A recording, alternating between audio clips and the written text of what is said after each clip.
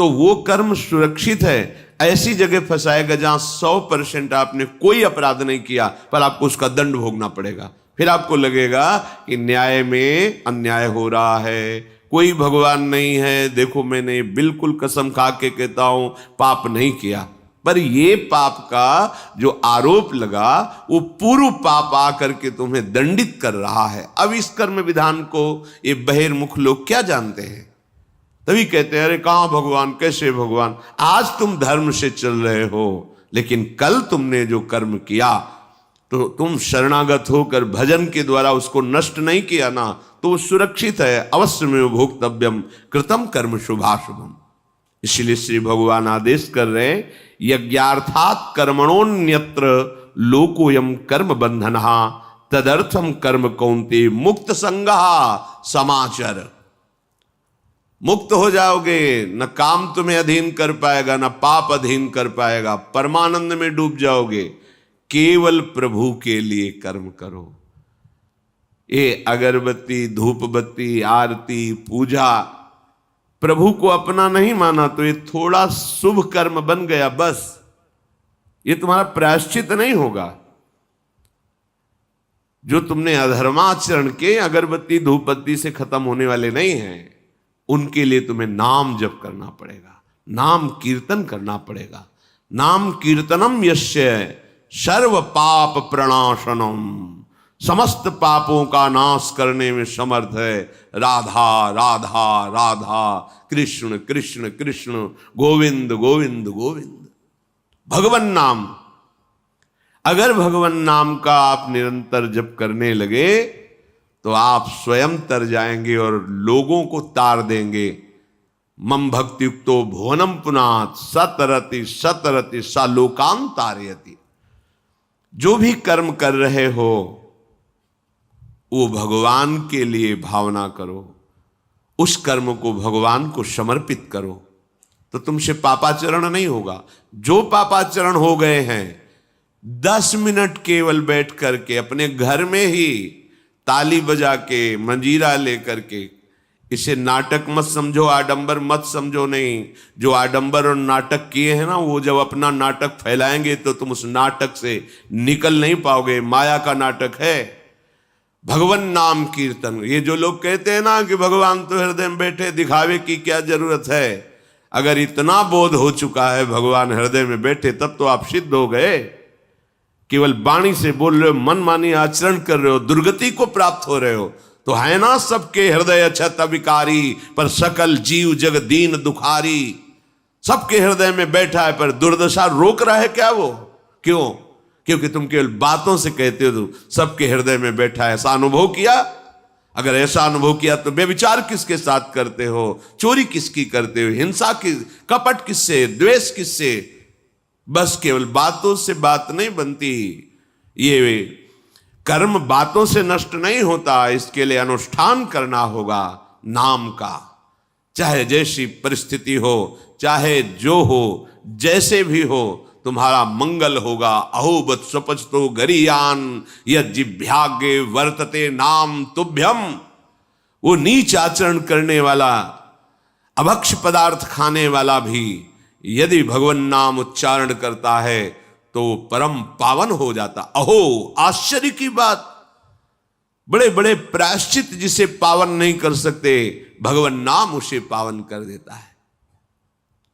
जैसी हरिवंश विचार के मनुज देह गुरु शरण गही, सकई तो सब पर पंच तजी कृष्ण कृष्ण गोविंद कही। कृष्ण कृष्ण गोविंद क्या जाता है? हम तो ये नहीं कह रहे कि तुम नहा के जपो, तुम ऐसा जैसे हो, जहां हो, गोविंद गोविंद, राधा राधा राधा वल्लभ श्री हरिवंश, तुम पावन हो जाओगे प्यारे। तुम्हारी दुर्गति, तुम्हारी विपत्ति, तुम्हारी उन्नति में जो बाधक कर्म है उनको नष्ट करो। किसी से भीख मांगने की जरूरत नहीं, कृपा की। अगर नाम जप नहीं तो कहीं भी भाग के चले जाओ, देख लो तुम्हें क्या मिलता है।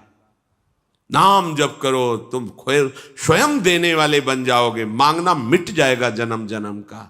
विश्वास करो। जैसे भी हो, नहीं छोड़ पा रहे गंदी बातें, शुरू करो। नाम को तो अंदर लाओ, वो तुम्हें इतनी सामर्थ्य देगा, सब छूट जाएगा, सब छूट जाएगा। विश्वास करो। आज तक जितने बड़े बड़े ऊंचाई के पद पर पहुंचे हुए महात्मा हैं, सबके मूल में नाम पाया गया।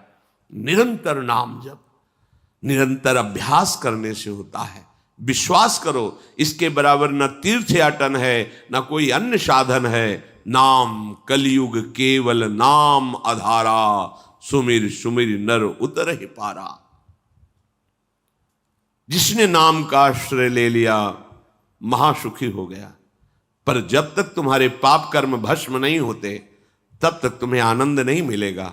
इसलिए विश्वास करके दीर्घ काल तक सम्मान पूर्वक, आदर पूर्वक हृदय में नाम जप करो। जब पाप वासनाएं नष्ट हो जाएंगी, पाप प्रवृत्ति नष्ट हो जाएगी, तब आनंद की धारा, तुम्हें कोई भी विपत्ति, कोई भी संकट परास्त नहीं कर पाएगा। प्रश्न होता है कि हम बहुत प्रयास करते हैं पर सफलता नहीं मिलती। प्रयास को कहते हैं पुरुषार्थ, और सफलता नहीं मिली उसको कहते हैं प्रारब्ध। कभी कभी प्रारब्ध बहुत जोर का होता है, जो बड़े बड़े ऋषि मुनियों के ऊपर भी हावी हो जाता है।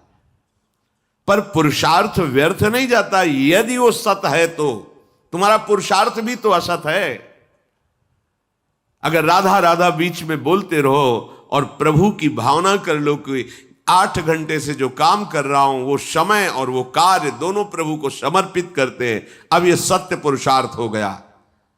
अब प्रारब्ध को बदलने की सामर्थ्य आ गई तुम्हारे पुरुषार्थ में।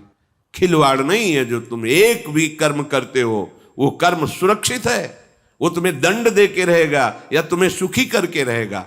असत है, पाप है तो दंड देगा, सत है, सुकृत है तो सुखी करेगा। विश्वास मानिए, ये सत्य वार्ता है, ये कोई चाटुकारिता की बात नहीं है। सत्य सत्य रहता है, चाहे जो युग हो, चाहे जो समय हो, सत्य अपना प्रभाव दिखा के रहता है। इसलिए भगवान का आदेश है, तुम्हारा जीवन भगवत प्राप्ति के लिए, आनंद में डूबने के लिए, मस्त होने के लिए मिला है। ये मस्ती नशा में नहीं है, ये मस्ती दूसरों के शरीर का मांस खाने में नहीं है, ये मस्ती दूसरों की हिंसा व्यभिचार इसमें नहीं है। मस्ती है स्वात्मानंद की। जब कोई चाह नहीं, कोई परवाह नहीं, मृत्यु भी एक खिलौना लगने लगे, उसे मस्ती कहते हैं। वो मस्ती आती है भगवान नाम जप से।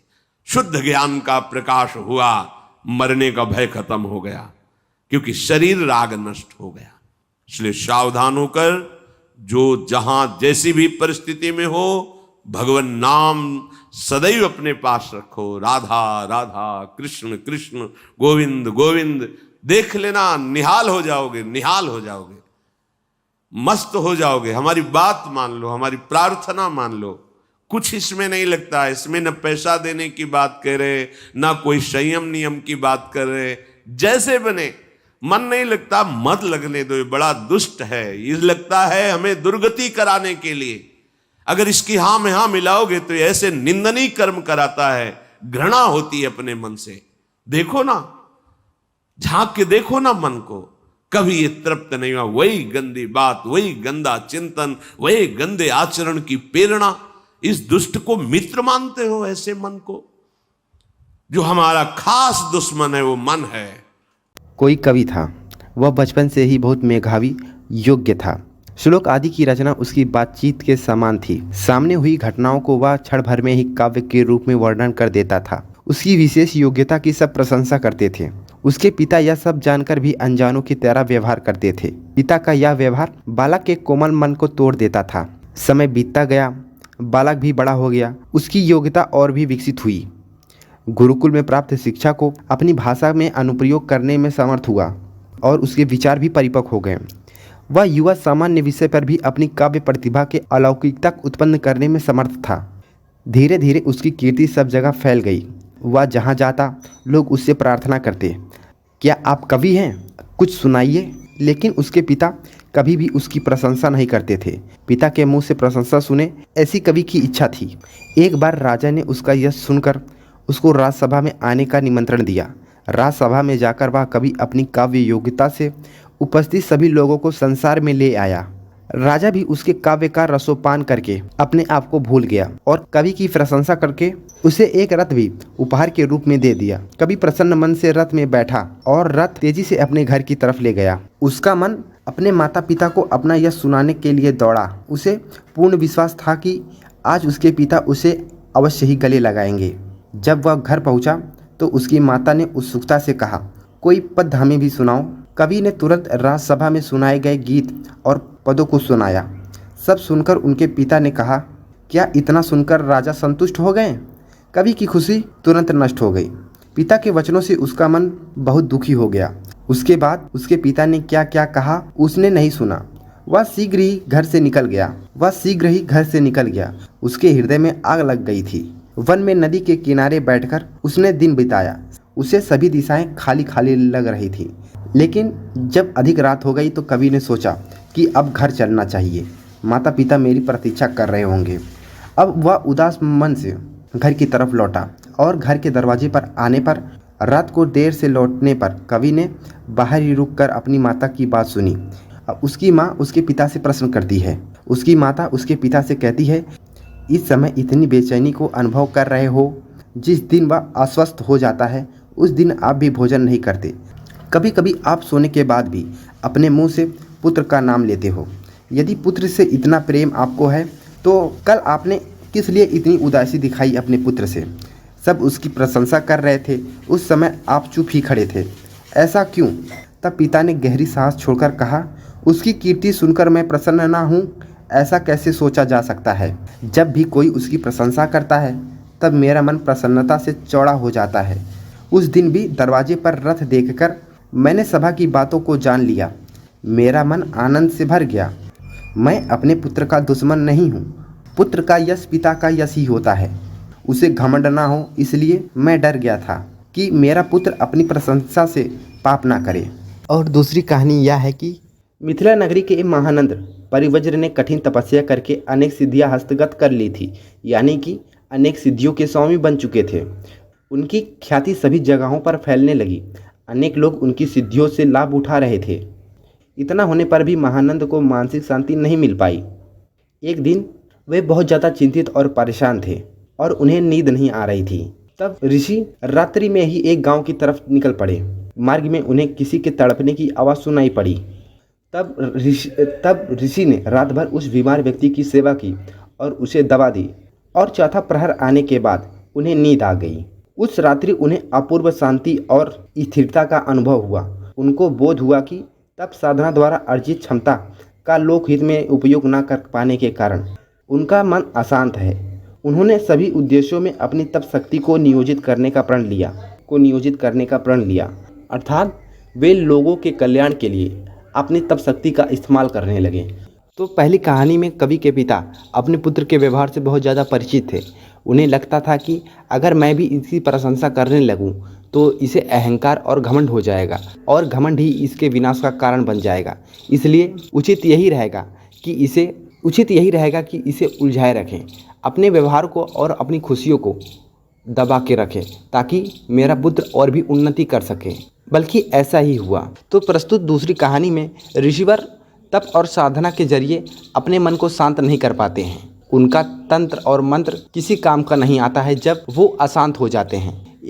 लेकिन एक दिन जब वो बीमार व्यक्ति की सेवा करके चौथे प्रहर में सोने जाते हैं तो उन्हें एक अपूर्व शांति का अनुभव होता है, जिस शांति का उन्हें कभी भी नहीं हुआ। तो उन्हें पता चला कि मुझे शांति का अनुभव इसलिए नहीं हो रहा है क्योंकि मैं अपनी तप की शक्ति को लोगों के हित के लिए इस्तेमाल नहीं कर रहा हूँ। अगर मैं अपने तप की शक्ति को लोगों के हित के लिए इस्तेमाल करूँ और अपने को लोक कल्याण के लिए समर्पित कर दूँ, अपूर्व शांति को प्राप्त कर सकता हूँ और अपने शेष जीवन को आनंद में ही बिता सकता हूँ।